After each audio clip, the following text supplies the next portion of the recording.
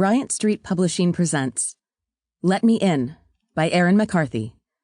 Read for you by Barrie Kealoha. Prologue. "Where were you?" Jared asked as I came into the apartment, arms loaded with plastic grocery bags. He didn't offer to help. He never offered to help.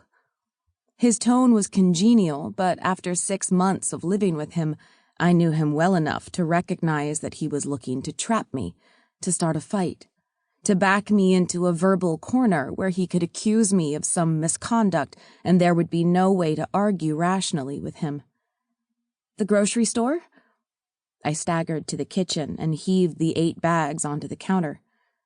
"It doesn't take that long to go to the grocery store, Aubrey." He stood up, rising slowly, unfurling himself like he had all the time in the world. My palms started to sweat. Nerves. The cat and mouse game began, just like it had more and more frequently, and where he berated me and shamed me and frightened me. "I left work at 5, sweetheart." Sometimes giving him a smile, using a term of endearment, helped to diffuse his anger, but it was getting harder and harder to make myself smile.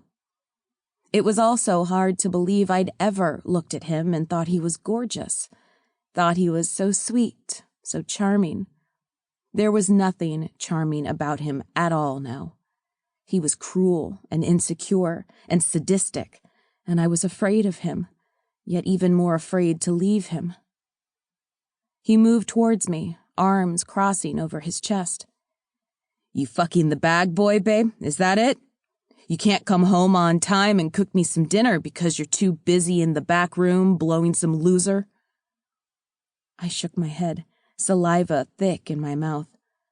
I took an involuntary step backward, but the cabinets halted my progress. There was nowhere to go. "Of course not. Why would I do that? I love you," I said, even though I didn't. He'd killed every genuine emotion I'd ever had for him. "You're the only man for me." The only man I even dared to look at for fear of the repercussions.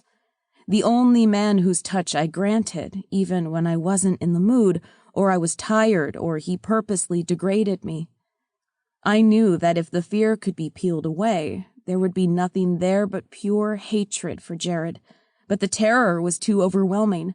An octopus ink that covered, hid, camouflaged all my other emotions. "What do you want for dinner, baby?" I asked. Sample complete. Ready to continue?